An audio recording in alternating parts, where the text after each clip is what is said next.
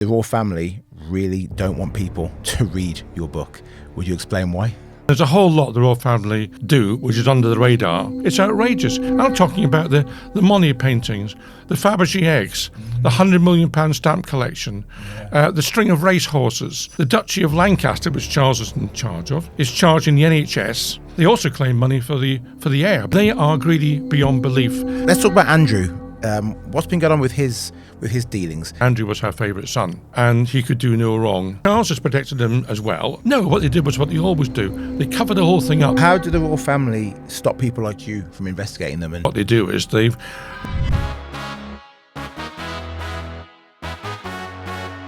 Hello and welcome to the Daily Expresso. I'm JJ Anisiobi, and today I'm joined by Mr. Norman Baker, royal writer and author of Royal Mint National Debt. Welcome to the show, sir. Thank you. Listen, I would say what you've written about is what I would call royal family corruption. And I'd say the royal family really don't want people to read your book. Would you explain why? Well, they don't want me to read the previous book either, which was called And What Do You Do? What the royal family don't want you to know. Because the royal family carefully cultivates a public image of serving society, of nice pictures of the kids on their birthdays, that sort of thing, is media manipulation. And there's a whole lot the royal family do, which is under the radar, which is far less flattering about their activities. And particularly when it comes to money, they cost the country an absolute fortune, far more than any other European monarchy, at least 10 times the cost of the next nearest European monarchy, which is the Dutch. Wow. They cost us 500 million a year, roughly, is my estimate. And that's a huge amount of money for quite a small family. Yeah. And if you dig into that, you realise that this is based on generosity beyond belief in the public purse. It's based on tax exemptions. It's based on income from the two duchies, which really ought to belong to the public and which were regarded in Victorian times as government departments. Plus security for a whole lot of minor earls no one's ever heard of, which they treat as a kind of status symbol rather than anything necessary.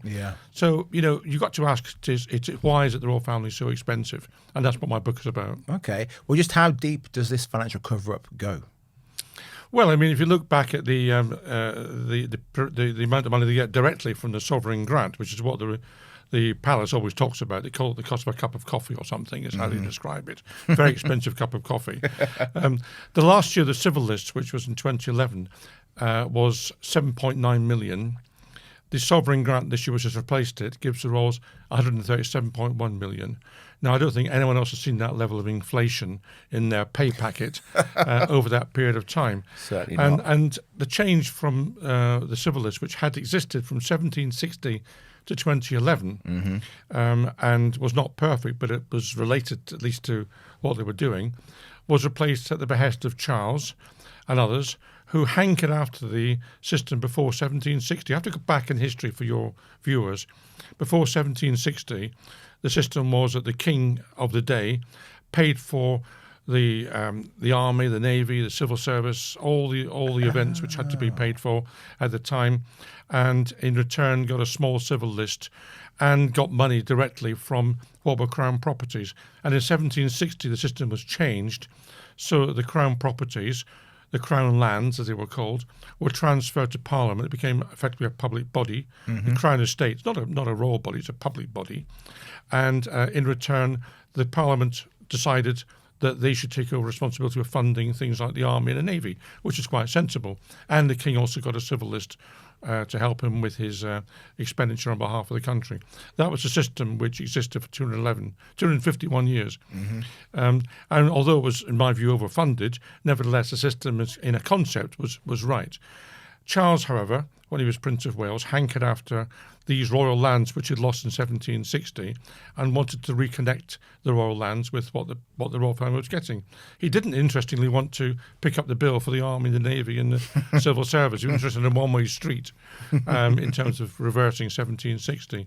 And George Osborne, who was a chancellor in 2011, very foolishly went along with this and linked the money the royals got directly with the profits of the Crown Estate, the public body that's a Crown Estate.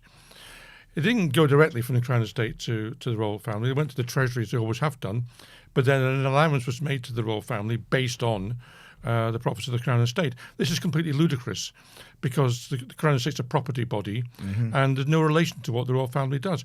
And in fact, you may as well link what the royal family got to the profits of Tesco, which is irrelevant as that. and that was said by, not the Tesco point, but the other point, in rather more careful terms, by one of the permanent secretaries in the civil service. I mean, this is a nonsensical arrangement. And what's happened since 2011 is, being a property company, they've produced profits above inflation every year, which Charles would have known about when he made that pitch for that connection. And, of course, there's been massive windfalls from wind farms because the Crown Estate owns the seabed. And we've seen an explosion of wind farms off the coast. Britain's now seen more wind farms offshore than anywhere else in the world. I support that, actually, for renewable purposes. But why should the royal family get a cut of that? Yeah. Why should hundreds of millions, which would have gone to help schools and hospitals and our armed forces, why should that be going directly into the pockets of the king? It's outrageous. It is. And that's only one bit of the money. That's 137.1. I've said 500 million is what the cost is. Yeah. You then add on 200 million for security, which doesn't need to be there for most of them. I'm not saying, of course, we want to protect the king and William, but we don't need to protect members of the royal family no one's ever heard of, and who are 85 years old living in some cottage somewhere. Why are we probably supporting them from public funds? No one's threatening them. And if you speak to people who've worked in royal protection, then they'll tell you that. Also, the royal family's got so many houses. William's got 7 houses. Charles has got, I think, even more. Well, they all have to be protected. You know, we should really be having one house in central London for key members of the royal family and one house outside if they want to be outside somewhere. And that's it. You know, why are we protecting all these houses from public money? So that's not a waste of money. Then you look at the tax exemptions which exist, which no one else gets, tax exemptions. This is medieval. You know, we haven't moved on from medieval times. There's no inheritance tax paid by Charles on what he inherited from his mother. Now, I'm not talking about Buckingham Palace and the crown jewels and all that. They are state assets. I'm talking about the Monet paintings, the Fabergé eggs, the £100 million stamp collection, the string of racehorses, the £500 million of jewellery which Charles inherited from his mother. Why is no inheritance tax paid on that? Because everybody else pays inheritance tax. Why doesn't he? So there's exemption from taxation, and let's remember that the Queen paid no tax at all on her income between 1952 and 1993. No capital gains tax, nothing at all. I'm not even sure she paid poll tax back in those days. So there's a huge amount of tax not collected, which has enabled Charles to become very, very rich. And then you look at the duchies. Perhaps I'll go into the duchies in a minute. I'll let you get your question. No, this is great. Tell me about the duchy. Oh, the duchies. Well, the duchies. There's 2 duchies: Duchy of Lancaster and Duchy of Cornwall. The Duchy of these are royal slush funds. That's what they are. They should have been wrapped up in the lands which were transferred to the Parliament in 1760, but they were basically worthless at the time, so they were overlooked. I mean, the Duchy of Lancaster, I think, produced a profit of, I think, £16 in 1760. They're not bothering about. Well, since then, of course, they've become hugely valuable in property terms. They now produce a return of profit for Charles from the Duchy of Lancaster, 27 million a year last year, and William gets 22 million from the Duchy of Cornwall. Well, these were regulated by Parliament. They were regulated by an Act of Parliament in the 1830s. They have to report what they're doing to the Treasury. They're exempt from capital gains tax. They're exempt from corporation tax. And yet, Charles says they're private estates. Well, it's a pretty curious private estate that's regulated by legislation and which is called a government department in Victorian times. They're not private estates at all. You know, they should be producing profit for the taxpayer, not for the royal family. It's kind of slush fund payments. But they are. So there's another 50 million there handed over to Charles and William for what? And these duchies are run on hugely exploitative grounds. The Duchy of Lancaster, which Charles is in charge of, is charging the NHS £829,000 a year to park ambulances in a derelict warehouse not far from here in Canary Wharf, just over in near London Bridge somewhere. That's a huge amount of money. They're charging even for the Royal Navy to refuel somewhere in Devon. The taxpayers paid for the jetty. The Royal Navy brings its ships in, silos up to the jetty, and the Duchy of Lancaster, Duchy of Cornwall, I think in this case, has got a deal now where they're collecting in total 1.2 million just for the Royal Navy to park its ships. I mean, this is outrageous behaviour. How do they get away with this? Well, they get away with it because they say it's Duchy land, or the Duchy own something else. They own the pier, or they own the water, or something else, and they just say we want to rent for it. You know, when you look at the extent, some of these sums aren't large, but they show the greed, the absolute greed of the royal family. When the extension was, again, come back to London, the Northern Line was extended, you remember, to Battersea. And as part of that small extension, it went under a slither of Duchy of Cornwall land near Kennington. Well, because it went under their land, they demanded a payment from Transport for London for access to this underland bit of piping they put in, or whatever it was, or tubing, I suppose, for the underground. And nobody else, no other landowner between Kennington and Battersea claimed anything, but they did. They claimed £5,000 odd for access to this slither of land underneath. They also claimed money for the air, because they have to claim money for everything. There was a situation, I think it's in Devon, Devon, Duchy of Cornwall, where there was a bridge built from one side of the river to the other, and they say they own the river.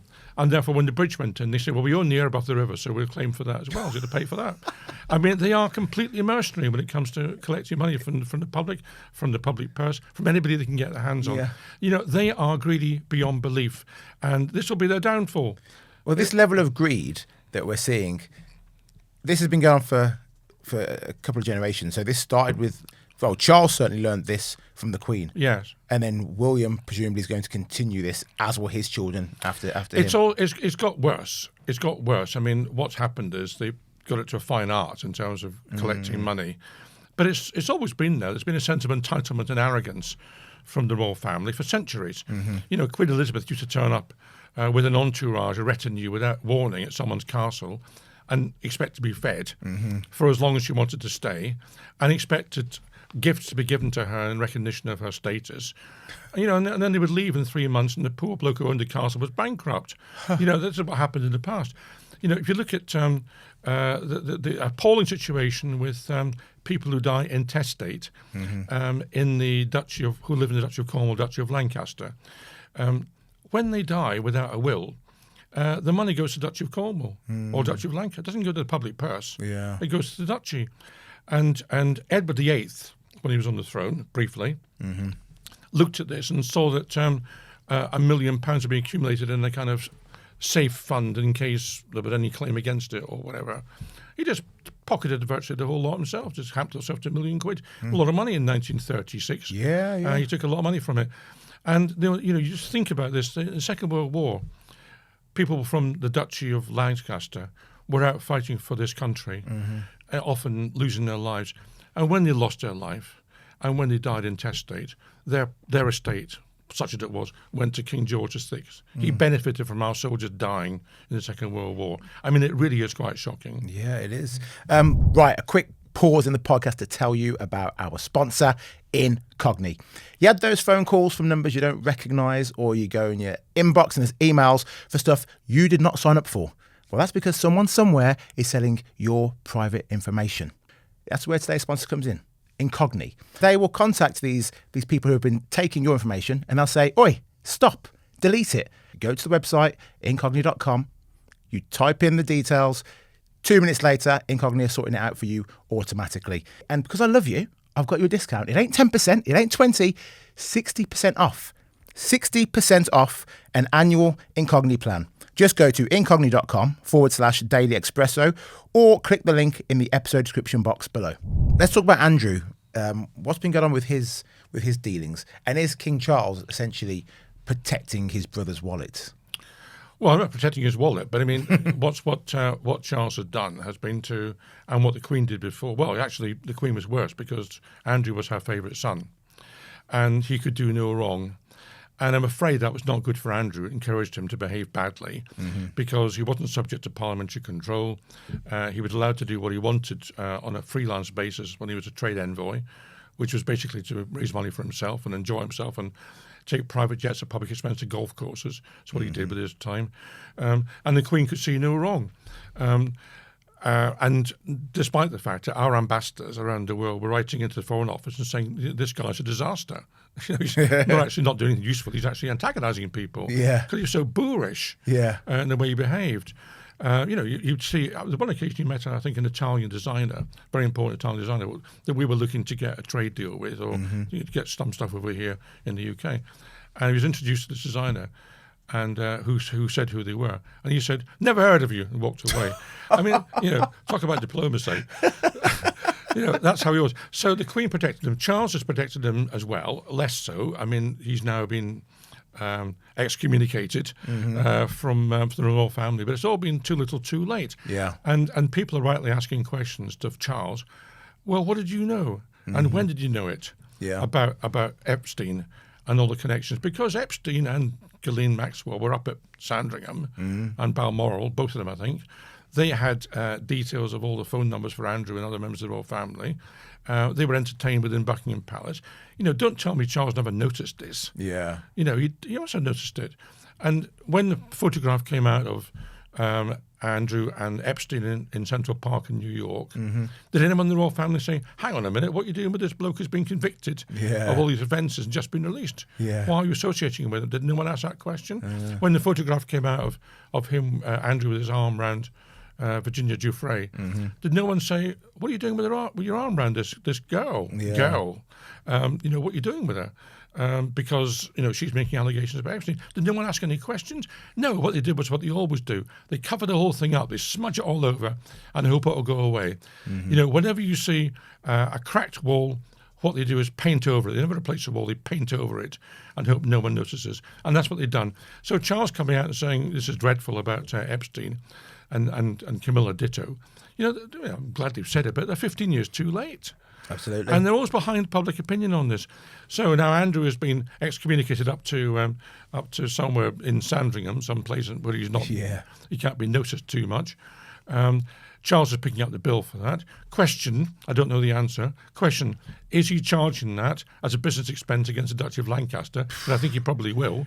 Yeah. If he's not doing that and he's listening to this, you come clean and tell us whether you are or not, because I think that's what's happening.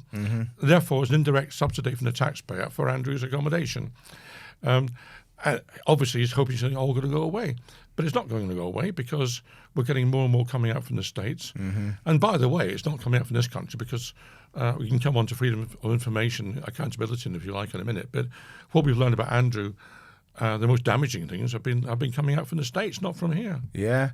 Well, how do the royal family stop people like you from investigating them and exposing them? Well, they don't stop me, but they try to. They try to they don't try to stop me personally, but what they do is they've created a culture whereby it's difficult to find anything out. What do they do? First of all, I was given an assurance by Rosie Winterton, the relevant minister in 2001, I think it was, or 2000, when I was an MP, that the royal family would be treated no different to any other part of the public sector in terms of freedom of information. Yeah. Obviously, there are protections for everybody in that situation because people are entitled to privacy. But when it comes to spending public money and being public accountable, I was told it'd be the same. And I was also told by Rosie Winterton that the fact that they might be embarrassed by what came out would not be a reason not to release information. So I was very happy with that response from her. But it's all been rather unwound. And while the Freedom of Information Act has been widened in some respects since then, Network Rail, for example, were not part of it originally and they now are. Yeah. The royal family's gone backwards. What happened? There were some embarrassing revelations, especially Charles's spider letters. Remember those? These are letters he wrote to ministers, quite inappropriately lobbying for policy changes, which is not what he should be doing as Prince of Wales when he was. He's supposed to be non-political, arguing in favour of hunting, arguing in favour of homeopathy. It doesn't matter what you think about those issues, but it's not his role to lobby on that. Yeah. And it's certainly not his role to lobby privately on it. And of course, The Guardian finally took court action, and despite a huge rearguard action from the government of the day, quite disgracefully, actually, being a Labour government, they should have known better. Finally, the letters were released, and we learned what he was doing. Now, what did Charles do then? He didn't say, "Oh, I'm terribly sorry, I shouldn't have done so, I recognise I overstepped the mark." No, he said, "Can we change the act so I'm excused in the future, basically so I can carry on lobbying without anyone finding out?" And the Freedom of Information Act was changed in about 2010. to exempt him and William completely from any queries. So there are even if it's not a public interest, there's no public interest test now for the Freedom of Information Act when it comes to Charles and William, and that's where matters rest on that. Why? Why are governments doing this? Why indeed? I don't know the answer to that, but obviously they shouldn't be. Yeah. But that perhaps becomes the second element of why they get away with things is deference. Mm-hmm. There's a culture of deference still. It's losing its effects actually, but there's still a culture of deference to the royal family, and they rely on that. They rely on that to get away with things. You know, if you go back to 1952, when Queen Elizabeth was at her coronation, you know, the 25% of the population in an opinion poll then thought she was put there by God directly. Wow, that's a deference. Members of the army who were attending were told they couldn't have sexual intercourse for 48 hours before the ceremony. Now, how they checked up on that, I've really no idea. But that's what they were told. And then you also had a situation where that the only girls, and there were girls, who could hold the Queen's train behind her, mm-hmm. Had to be virgin daughters of members of the nobility. Wow. I mean, you know, this is all absurd. And the Queen was not even allowed to meet anyone who was divorced.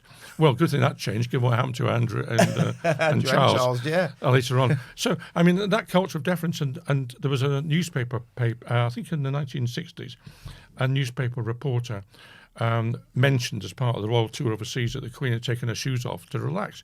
Well, he got bollocked for that. Really? Because, you know, how dare you insult the Queen? There's just nothing there, you know. He got severely reprimanded. There was a huge debate between the Daily Telegraph and the royal household in the 1960s, because the royal household would only call was it Princess Anne? Would only call her. Princess Anne rather the Princess Anne. I can't remember Princess Anne, but there was a the missing. Yeah. And there was a huge row about the absence of the different article. I mean, this is all absurd. So the deference runs through. It runs through Parliament because MPs can't ask questions. Mm-hmm. They have to be deferential. When we arrive in Parliament, you have to take an oath of allegiance to the monarch. His heirs and successors, which, by the way, includes Prince Andrew, ex-Prince Andrew, still on the line of succession, and Harry and everybody else. That's the oath of allegiance you have to take. If you don't take it, you can't take your seat. So you could be elected. Let's say a party, let's say Labour Party, for example, stands on a platform of abolishing the monarchy. Mm-hmm. They could get a majority in Parliament, let's say. None of them can take their seats to abolish the monarchy until they've all taken an oath of allegiance to the monarch. That's what we have in this country. That's a deference which is still shown. And, you know, you look at TV interviews, you know, politicians go on there quite rightly and are grilled by people as to what they're doing. I've seen an interview with Keir Starmer who's taking over the ropes, you know. Yeah. But so he should be Prime Minister, and that's part of the job. And I don't think he's not complaining, and neither should he complain.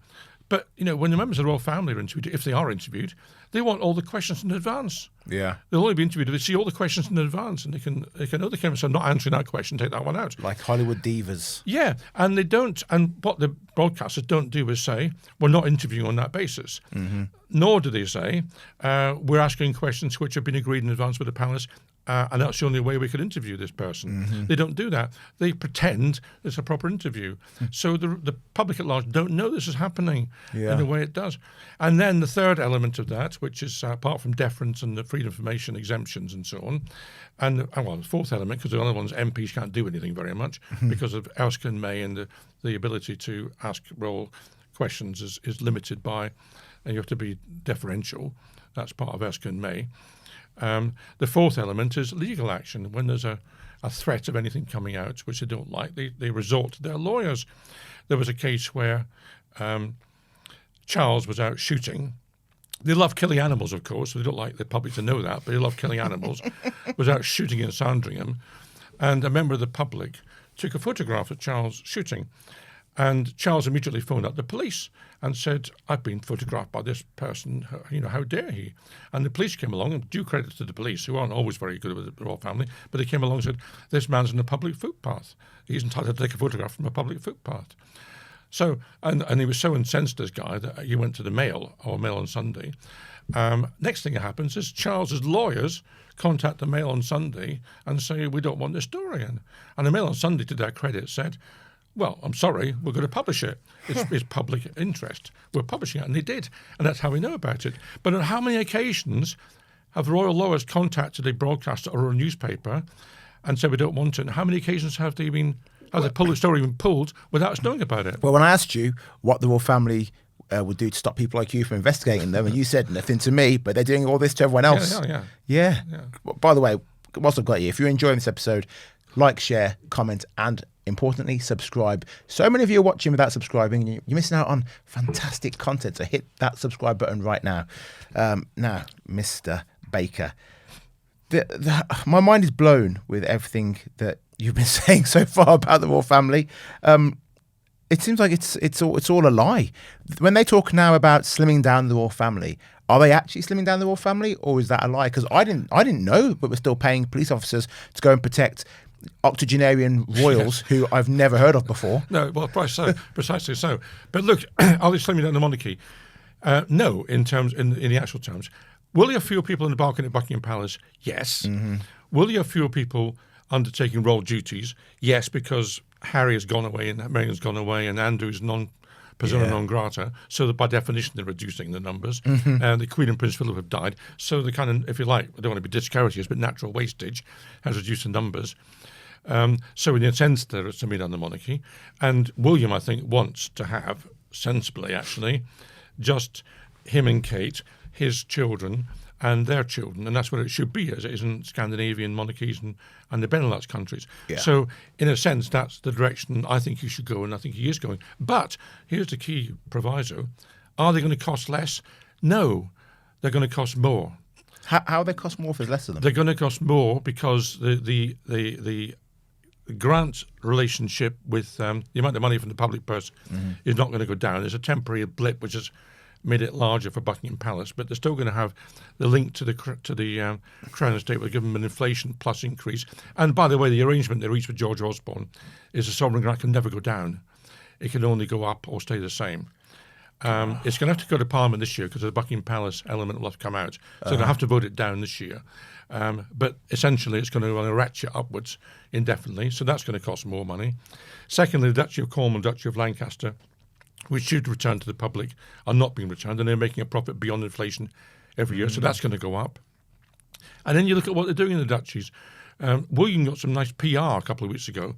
Oh, I'm going to get rid of the fifth of the Duchy of Cornwall, and I'm going to invest in nice housing. Well, what's he getting rid of? He's getting rid of farmland that isn't much value, and he's going to build more industrial units and more houses. What does that mean? That means more rental income to the duchy, and therefore more profit for him. And if you look at who William has put on the board of the Duchy of Cornwall since he took over, who are these people? Are they environmentalists? Are they people who care about the quality of water? Are they people who are interested in making sure that the social housing works well? No, the people he's put on the board are property developers and investment bankers. That's who he's put onto the board. That tells you where his priorities are. Yeah. And he announced this week that his eldest, George, is going to go to Eton. Yeah. Am I right in thinking... Local school, I gather. Am I right in thinking that in Europe, lots of the royals send their kids to state schools? Yes, they do. And they behave, by and large, as normal people. Yeah. They go shopping in the streets, or they cycle to school and things. I mean, and they're bedded in the community, you know. And I'll give you a little vignette there, which is that I was in Sweden as a minister, and I forgot what the meeting was at. It was some sort of function. It wasn't with Prince Andrew, was it? I've heard about his meetings. No, it wasn't with him, no. Actually, he's about the only royal I've never met, curiously. Good. But no, I was at this function in Sweden, and I got chatting to this woman in there, and 5 or 10 minutes into the conversation, I discovered she was a Swedish princess. Oh, wow. And you just think, can you ever imagine that level of informality in this country? Because what happens over here, and you see it for decades past, is, it's a royal present. First of all, you have to turn up hours in advance of when they do, because you can't possibly turn up after the royal. Yeah. Then you're in a line, and the royal walks along the line, decides whether they want to speak to you or not. And they ask questions like, what do you do? Have you come far? There's 2 questions. And that's about it. And that's how the engagement takes place. And I went to, it's in my previous book, and What Do You Do? A quick plug for my previous book as well. I went to a function in Burgess Hill in Sussex. I was invited there by the Lib Dem leader of the council. They were opening a leisure centre, and the Queen, as she then was, Queen Elizabeth, had agreed to open this leisure centre. Now, I have to say it's a bit beneath her to open a leisure centre, but nevertheless, she had agreed to do that. So I turned up there, and we were all there hours before we needed to be there. And there were no seats. And there were kind of bird tables with kind of rubbish bits of stuff to eat on top of the bird tables. That's all there was to eat. And there was a couple of old women there who, I don't know who they were, but they were looking very frail. And it was quite hot. They wanted to sit down. They wanted to sit down. And one of them was leaning very heavily on this bird table. And I said to one of the flunkies who was there, can we get a seat for this woman? Because she clearly wants us to sit down. And he said to me rather grandly, "No one can sit down in the presence of the Queen," he said to me. I said, "Well, are they allowed to fall down? Because they're going to fall down." It's absolutely ridiculous, these rules. Yeah. What century are we in? It seems that our British royal family have done the greatest ever magic trick of convincing a lot of the public that they are not greedy, that they are living within their means, and they're doing all they can for charity, and that even the reaction again about George going to Eton, and I went on social media and said, "Why isn't he going to a normal state school?" And people were saying, "How dare you? Why would the future king go to a state school?" You're going back to what we said about Queen Elizabeth, how they made people believe that she was there by God. It seems that some people still probably do believe that. I think some people probably do believe it, and the other, I forgot to add an element of money they're costing us, is money they're not paying in, they should be paying in. Let's remember that Andrew had rent-free property, Royal Lodge, down there, rent-free from a massive house. But not just him, Prince Edward in Bagshot Park, 120-room mansion, thank you very much, peppercorn rent, and he was allowed to rent out the barns, the stables, for I think 120,000, 130,000 pounds a year income. So he was quids in from that. It turned out there's a story in the Times today, which is don't mind me mentioning another newspaper on your podcast. That's fine. That's fine. They're not as good as we are anyway, but that's fine. Which showed that the deal had been, and the defence for Edward was that he'd put money in to start the property off, and it was a poor state, and he paid millions to renovate the property, and that's why he got a lease of I think 150 years, some enormously long lease, and to pay nothing on the peppercorn rent. And it turns out from the story in the Times that the Ministry of Defence, who had previously had the property, had paid 1.6 million towards his renovation. So Edward had paid far less than he was claiming to have paid, or at least was assumed to have paid for these renovations. And you have to ask yourself, why is the Ministry of Defence, which is always strapped for cash, subsidising one of the richest people in the country? Yeah. Why are they doing that? Well, why are they doing that? Well, I don't know. But I mean, it's also in my book that there's members of the armed forces deployed to act as servants for Charles. God. I mean, free of charge. Why are we doing these things? I mean, it's just absolutely absurd. Are you looking for ways to protect your wealth in these uncertain times? Well, might I suggest you check out the Pure Gold Company. The Pure Gold Company was voted the UK's best gold broker. They are leading specialists in physical gold and silver. So whether you're planning for the future, diversifying your portfolio, or simply want the security of owning real precious metals, their expert team can help guide you every step of the way. Gold coins minted by the Royal Mint are free of VAT and capital gains tax in the UK, and you can see it, touch it, hold it, store it under your bed if you want to. Visit the Pure Gold Company today and tell them JJ sent you.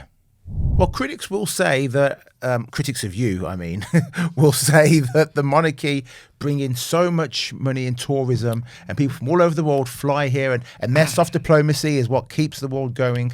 So it's worth it. It's worth however many 100 million we're spending on them. Well, look, I mean, soft diplomacy has its place, and Charles did quite a good job in America with recently. Trump. Yeah, he did. And I acknowledge that. It was, I don't know who wrote the speech. I don't know either, or someone else wrote it, but it was quite well crafted to make it very clear to the Democrats what he was saying, and Trump was too stupid to understand what he was saying, so that was all right.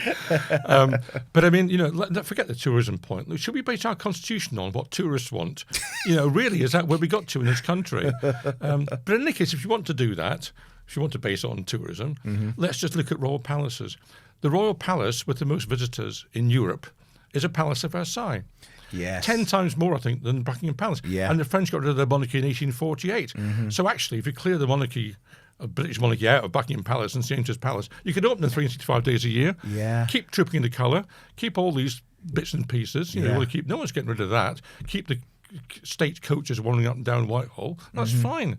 You know, but you could actually get far more tourists into Buckingham Palace if the royal family wasn't there. That's true. That is actually true. You've uncovered a lot in your books, and you've been critical of the royals. I think fairly so. Have you ever feared for your safety? No, well, I mean, not for this. I mean, I probably had to be very careful when I was writing a book about David Kelly, the weapons inspector, back when, you know, because that was a very fraught period. And fortunately, I got my views covered prominently by one of our national papers, which gave me some protection. So I did worry about things then a bit. That was 2007 that I wrote the book. But no, I'm not worried about this. You know, if they want to describe me as a maverick, they can do so. I don't really care. I think I have a badge of honour.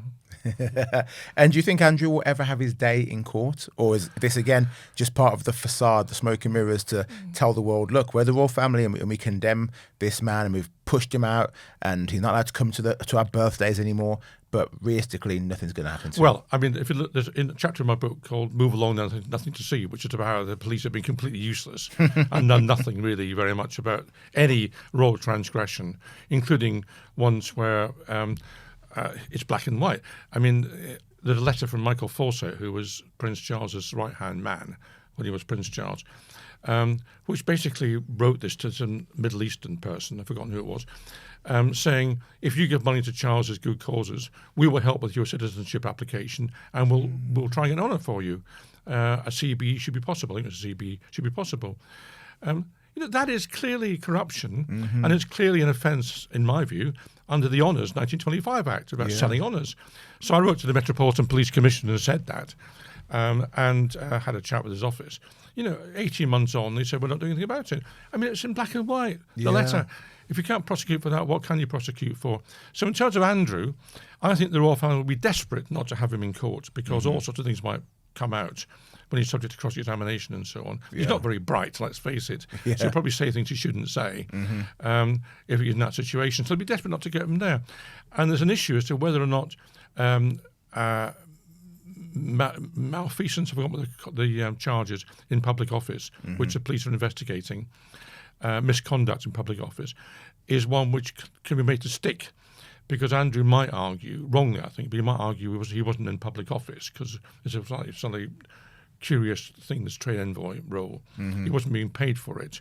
So he might argue that. And that's coming out from the police sotto voce that this is what they're finding. But they're preparing the ground not to do anything. So I wrote to when I saw this, I wrote to the Chief Constable and emailed the Chief Constable at Thames Valley Police, which is the relevant police force. I haven't broadcast this before, so here's an exclusive for you, I think. Thank you. That if you're worried about the ability to make that charge stick, why don't you charge Andy with treason? Because in 2008, according to these papers released in the US, Andrew was passing on highly sensitive economic information to the United States, to his mates in the States, at a time when the British government was very, very vulnerable because of the banking collapse, and when it wasn't quite clear whether the banks would survive. We had to take these huge stakes in our banks. It was very difficult. You know, we were in a very difficult situation for Gordon Brown, who was the Prime Minister at the time, to deal with, and Alistair Darling, I think, was the Chancellor. And it could have all gone really pear-shaped. And here was Andrew, in my view, betraying his country by giving information to the States. So I said to the Chief Constable, you should look at treason. And by the way, I want an acknowledgement that you've received this, so you don't say afterwards you haven't. So within 2 hours, I got an acknowledgement saying he's got it. What he's done about it, it's probably filed under B, but for bin, but he's got it. And if he doesn't do anything with it, I'll go back to him in due course. Okay. Do you think William is going to be a good king or a bad king? I think I've heard he wants to run the country, but nominally, and I've heard things like he doesn't even read. He spent a lot of time on the Duchy of Cornwall maximising income and not very much time carrying out traditional royal duties. If you look at the number of duties he carried out, it was far fewer than Charles' dad, who got cancer, after all. I know Kate has, and that was partly an explanation for it, but he spent a lot of time micromanaging the Duchy of Cornwall, so he was not short of time to do things. And I think, I mentioned to you who he got on the board, so I think he's interested in making money, which is, a sad state of affairs when, frankly, they're all worth millions and billions, billions in Charles's case, which he will inherit in due course. He will do some stuff like get rid of the Duke of Kent or whatever. That will happen. Yeah. And he will do some stuff to make it look more modern. But the key test will be, is he going to actually reduce the cost of the monarchy? And there's no evidence he's going to do that. That will be the key test. If he's got any sense, he will. Yeah. Because this is where they're most vulnerable. And if he's got any sense, he will take on the need to reform, to be more accountable, to be more transparent. Now, some of that will be painful. I was the MP who put the first Freedom of Information request down to expose MPs' expenses back in 2005. On day one, when the Act came into force, I put an FOI in to get the expenses out. And that turned out to be horrendous for MPs, as you may remember. Yeah. Claiming for duck houses and moats and everything else. Yeah. The respect for MPs went down significantly. But it's crept up again. And it's crept up because MPs have now got a much cleaner house where those sorts of things don't happen. Yeah. And, if the royal family has transparency and accountability, it will take a hit. It will take a hit. But it's going to be better for them to take a hit now and try and recover and sell it. And if they came out transparent themselves and said, look, we want to be transparent and made a virtue of it, then in my view, they would get over it.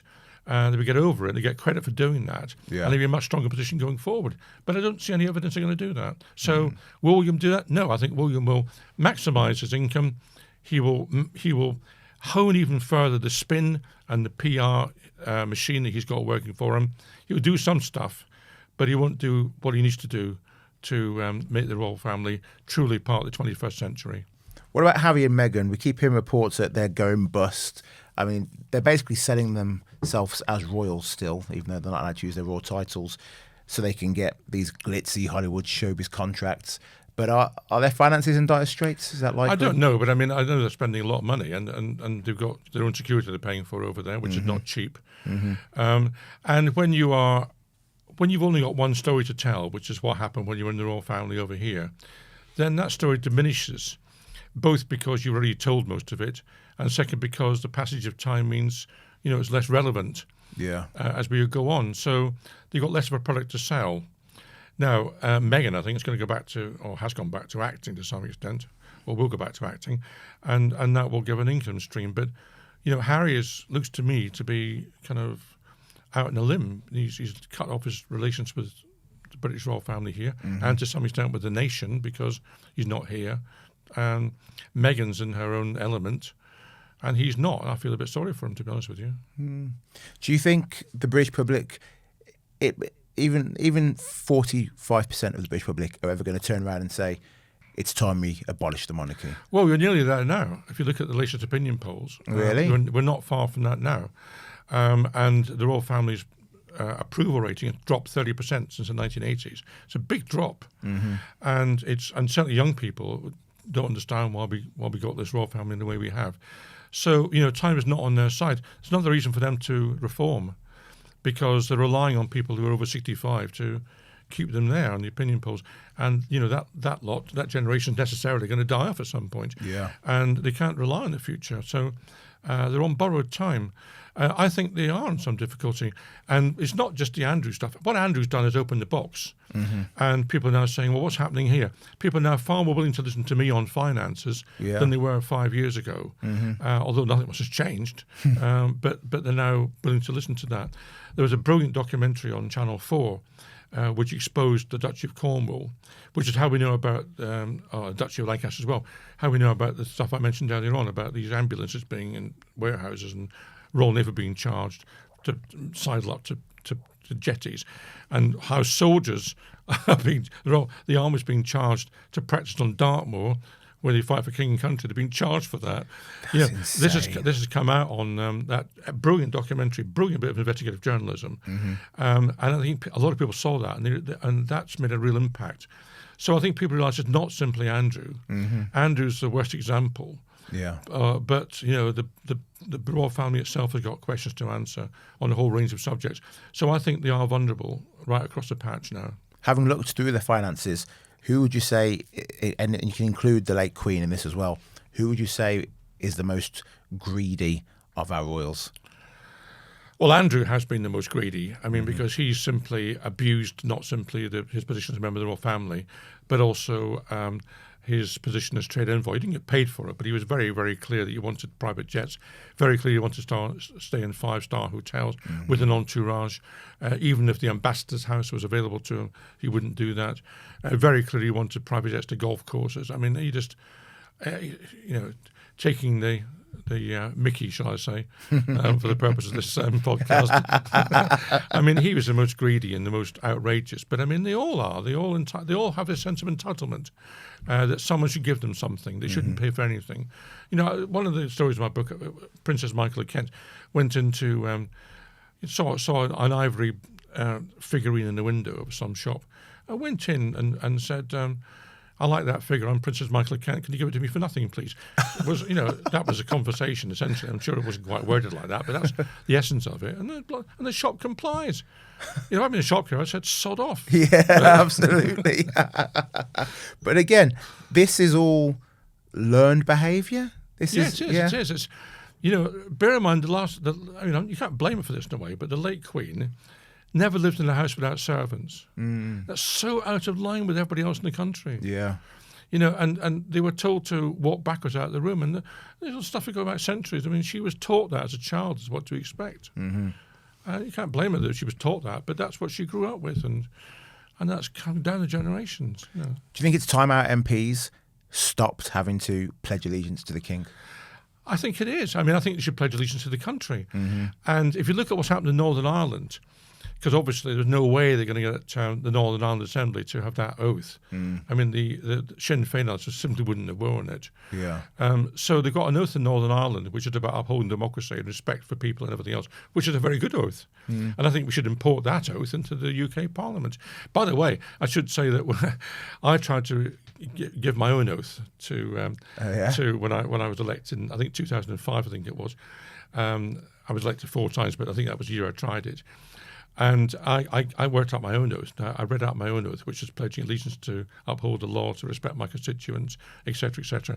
The Speaker was very unhappy that I was reading this out. And then, of course, I had to read the oath which was in front of me. Otherwise, I couldn't have taken my seat. So I gave my own oath in kind of mature, calm terms, and then garbled out the oath he wanted me to garble out. Well, when I looked at Hansard the next day, it was a parliamentary record of Hansard, my oath was missing, although they're supposed to report everything said in the chamber. Yeah. But my garbled oath was in there.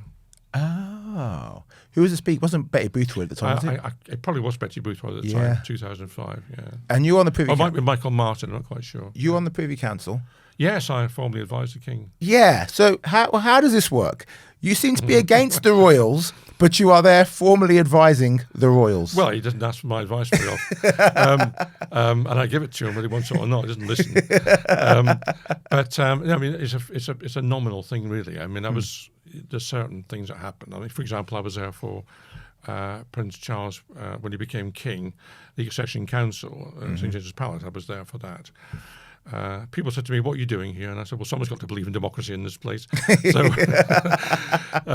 so I was there for that. But I mean, it's a nominal thing, really. But it's useful to have it. And if you had your way, you would say it's time we abolish the royal family in this country. I haven't actually said that, believe it or not. I haven't you never said it, but I'm going to infer that's how you feel from what you said. I'm going to say that philosophically, this is the answer I always give. Philosophically, it's difficult to justify a position where the only position you can't apply for in your country, or you can't qualify for, as head of state. I mean, that's not that I want to be head of state, but I mean, people do want to be head of state, no doubt, and they should be able to put their name forward and stand for that position. So philosophically, I think that's a position. I think it's also unfortunate the royal family, by the way they behave, endorses private education, private healthcare, and so on, which is out of line with what most people have in this country. Yeah. But what I've also said is, if they became like a Swedish monarchy or a Dutch monarchy, I would go and do something else, because I would think that was job done. Okay. If they became a modern monarchy, then I would live with that, But it's unlikely they're ever going to become that. Not in my lifetime. Yeah. But, who knows? Okay. Norman Baker, thank you very much for your time today. Well, thank you for watching. Like, share, subscribe, comment, and hit the hype button. And we'll see you again soon. Bye-bye.